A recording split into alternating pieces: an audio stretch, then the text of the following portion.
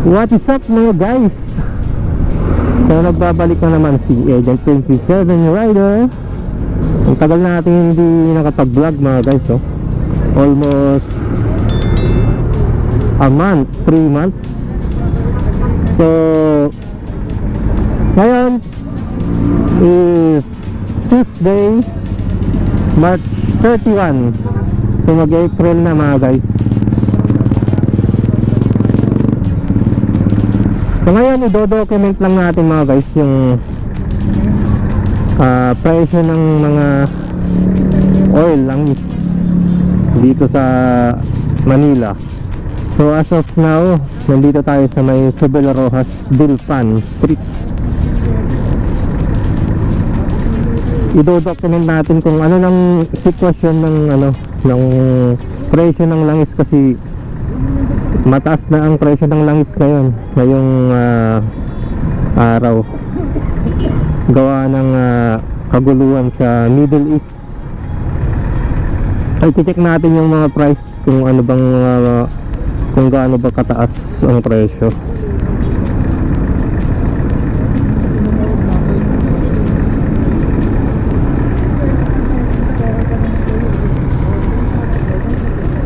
Let's go. Ako ng stoplight So i-check natin yung mga presyo dito sa iba-ibang oil company. So as of now, sa JP Rizal na to mga guys, JP Rizal Makati.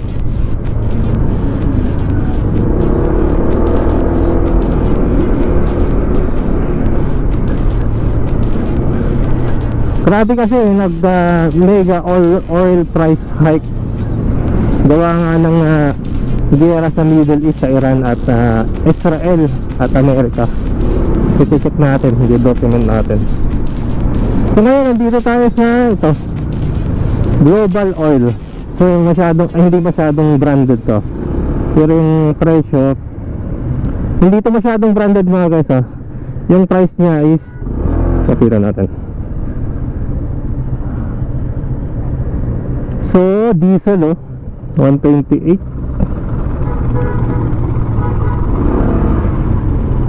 diesel 128. Yung nila premium na pula 92. Ito 93 yung premium na pula. Yung green nila is 92. Kerosene naman 100. Grabe yung grabe na yung kerosene mga guys, 152 pesos Ano to dito sa JP Rizal Global Oil. Ang taas mga guys, grabe. Mantakin yan mga guys So hanap dito sa ibang brand ng gasolina. Dito sa Petron, i-check natin mga guys. So mamaya na tayo magpapagasolina kasi hindi pa naman yung empty yung natin. So dito naman sa Petron JP Rizal, ang dami na nagpapagas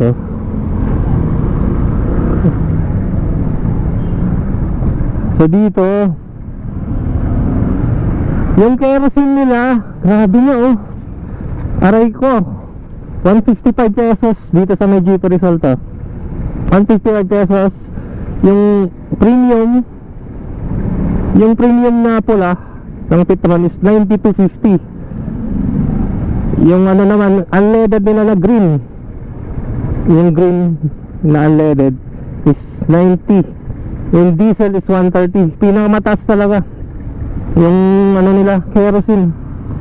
Yung gas, yun pinakamahal talaga kasi walang halo yun at pure na gas talaga yun. So dito yun grabe diba mga guys. So nasa 150 plus na ang kerosene mga guys. Masakit na sa bulsa, lalong lalo na sa transport sector. Yung may mga pampasada, tricycle, jeep, yan, modernized bus, yan, masakit yan pag nagpagas ka. Dito naman tayo sa may Shell. Ito medyo masakit din to kasi yung Shell is mas mataas yung rate nito, mas mataas yung mga price tag nito. Aray ko po, magtaas na ba? Grabe.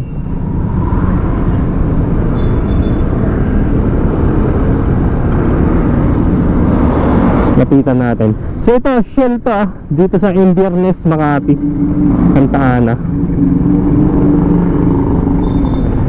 Siguro nagtaas na sila kasi past 6 na eh. Nagtataas to itong 6 AM. So yun oh.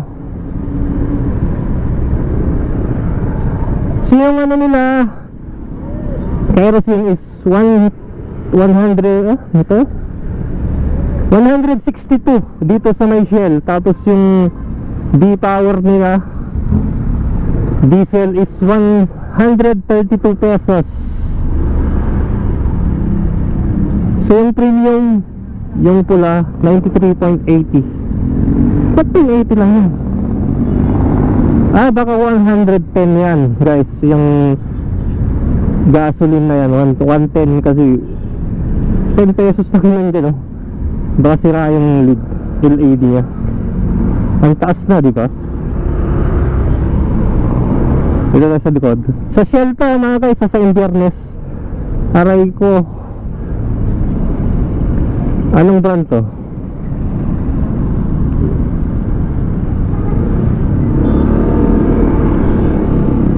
Ito naman, ibang brand to. Anong brand to? Anong brand eh? Dynamo Javelin. I-check natin yung price tag nila.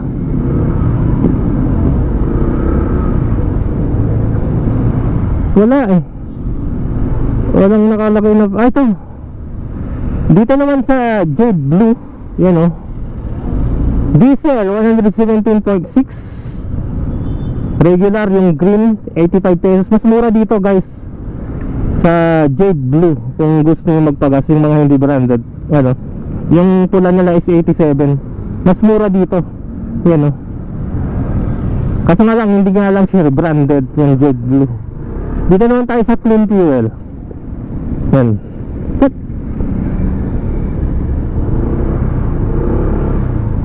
Yan, 41 LPG. Ikutin natin.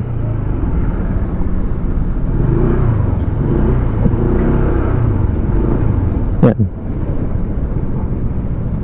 LPG 41, diesel 118. Tapos yung premium nila na green 87 dito sa Clean Fuel Inverness. Masakit na, di ba?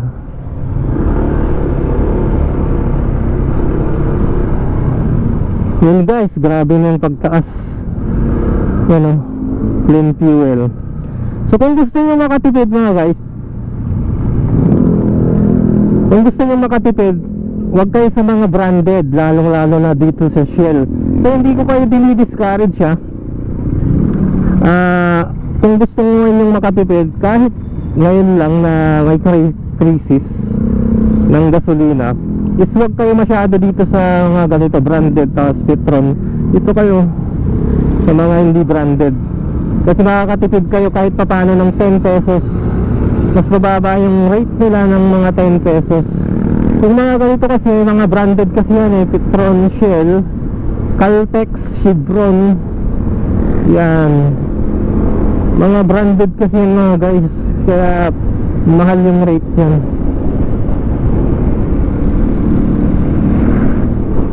So yun lang, gawa ng ganitong nangyaring crisis din, mag-iisang buwan na mga guys, kaya hindi tayo nakakapag-ride, hindi tayo nakakapag-ride sa Rizal ngayon o sa ibang lugar kasi iniwasan natin gumastos ng malaki, mahal ang gas.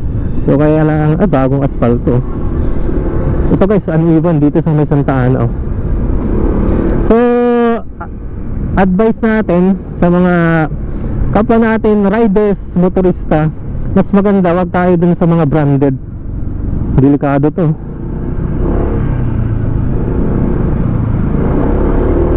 Ay, Huwag tayo sa mga branded mga guys. Doon tayo sa mga, pero kung maselan kasi yung mga magpapagas ka talaga sila sa mga branded, sa mga ano nila talaga, yung parokyano nila, yung pinagpapagasan talaga nila. Dito naman sea oil, tignan natin yung price niya sa sea oil. Iikot tayo.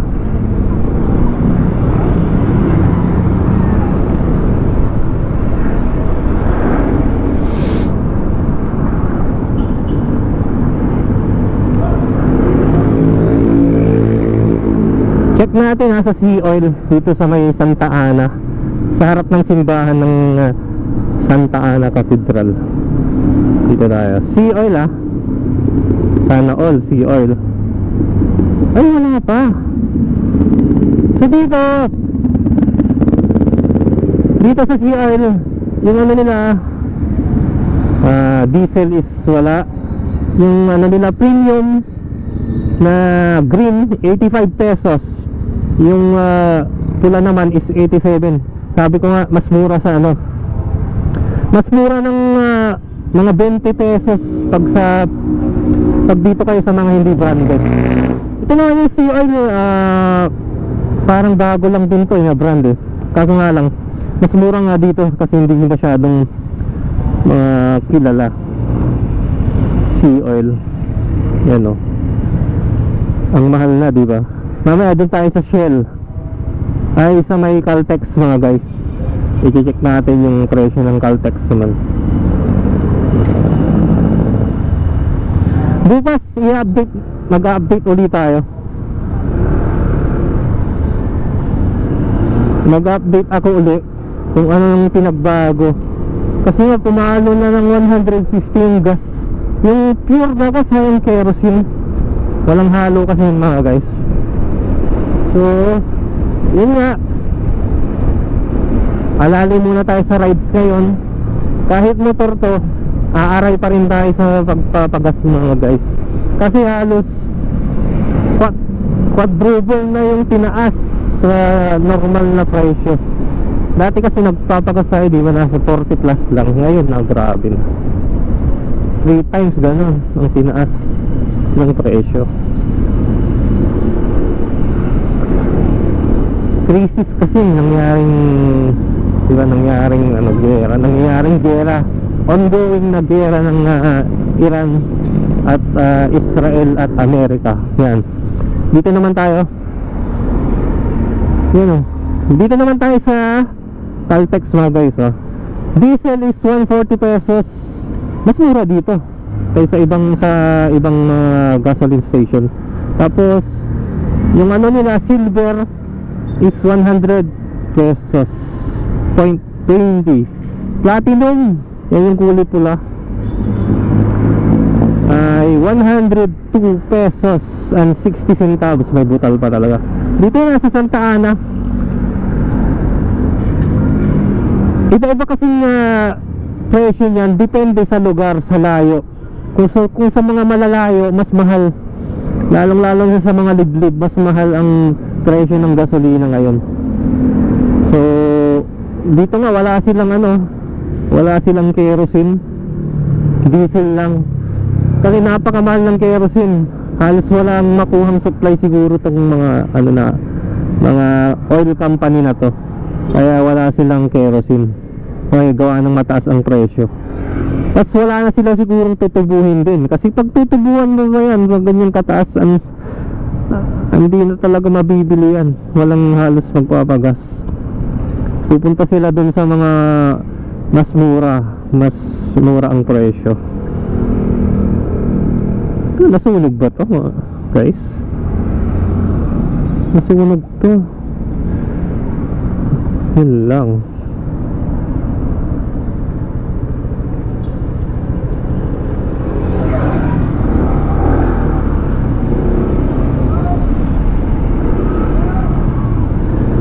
So guys, i-update ko kayo ulit bukas para sa presyo ng mga gasolina dito sa Metro Manila.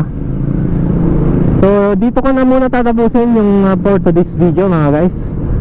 Ride safe always and keep safe mga guys. Peace out.